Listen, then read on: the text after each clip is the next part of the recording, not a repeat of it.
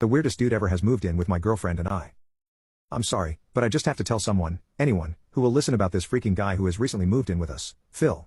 So, we live in a 2-bedroom apartment and the other room is just a spare one we would use for when friends came around, so it's mostly going to waste. My girlfriend's parents were quite lonely after their children left the house and had enough money to retire young, so they decided to adopt. Phil's mother abandoned him after birth and the father was nowhere to be seen.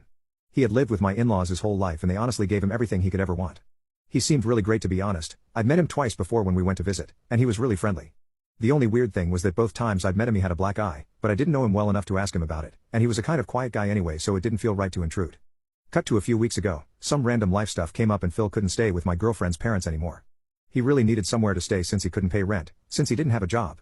We spoke about it and agreed that we have the spare room, and since he was a huge part of her parents' life that he could stay with us for a bit. They dropped him off the next day, and although he was really sad to leave them at first, he seemed happy enough when we showed him his room. We had something to eat, had a bit to drink and went to sleep, and that was that. The first week went by without incident and I was working a lot so I wasn't home much, but then I had a week off and it was then I started to notice some weird things about this guy. The first being that he hadn't showered or taken a bath since he'd gotten here. I didn't want to be rude, but I noticed that he was starting to stink a little bit. I came up with a brilliant idea to show him the new shower head we bought that has different settings like massage and pulse. I can't help but feel this purchase was more for my girlfriend than me. So I said, "Hey, come see this for a second. I have something cool to show you," and started over to the shower room. We have separate toilet and shower/bathrooms. As I got into the shower room, I turned around and noticed that he wouldn't come in. He just kinda stood in the doorway staring at me with this stupid expression on his face. I turned the shower on to try and show him the different settings and he just freaking walked away and into his room. Alright, I did think it was a bit weird, but everyone's different, right? The next day, I come into the kitchen to get my lunch ready for work and the floor near the sink is a bit wet. It was hard to tell because the floor is wooden and the lighting isn't great in our kitchen, but I could have sworn it looked like piss. I cleaned it up anyway and brought it up with my girlfriend after I finished work. She said it was probably just water from when she washed up the night before. I agreed and pushed it out of my mind. I woke up in the middle of the night because I heard Phil's door open, so I quietly walk into the kitchen. Sure enough, this guy is pissing on the floor. I don't know what to do so I shouted him, and he just freaking runs past me back into his room.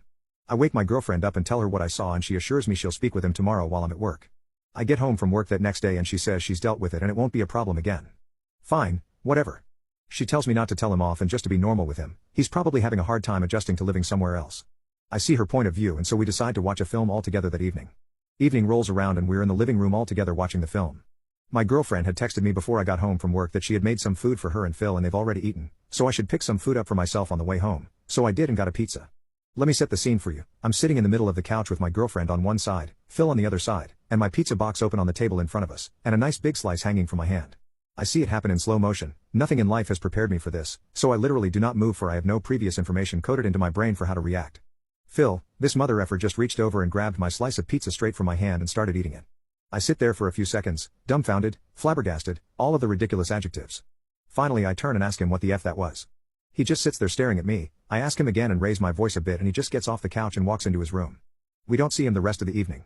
I know my girlfriend really thinks a lot of Phil because he's kind of her family in a way and he really did give a lot back to her parents while they raised him. She tells me that she knows it was strange, but that he just needs a bit more time to adjust to living with other people. I agree and don't bring it up again. A few days go by and things are quiet and uneventful when I'm told I have to go on a day training course on the other side of the country, England. Don't worry, just a few hours on the train. So I book a hotel for the night and when the day comes around, I leave in good spirits, telling my girlfriend to text me if there are any problems. My training course went fine. I met up with some old colleagues and ended up drinking in the hotel bar with them. I retire to my hotel room quite late and decide to check Facebook before I sleep, when I notice I have unread messages from my girlfriend. They were just a rundown of how things were going. Apparently her and Phil had some food together and watched some TV, then because it was a nice evening, they went on a long walk together. Okay, I'm not really a jealous guy so no big deal. I keep reading and my heart drops. She goes on to say that after she got into bed, she couldn't sleep because it was lonely without me so she went to the kitchen to make a snack. Phil was up getting a drink and apparently a chance meeting in a kitchen early in the morning was enough to betray the person you've been in a relationship with for 3 years, because she said she invited him into bed with her. I was angry, I felt sick. I didn't know what to do. I got the earliest train back I could and stormed into the house furious. I opened our bedroom door and sure enough, I found my girlfriend asleep actually cuddled up to Phil in bed with her. Anyway, it was super cute and to cut a long story short, our dog is allowed to sleep in our bed now.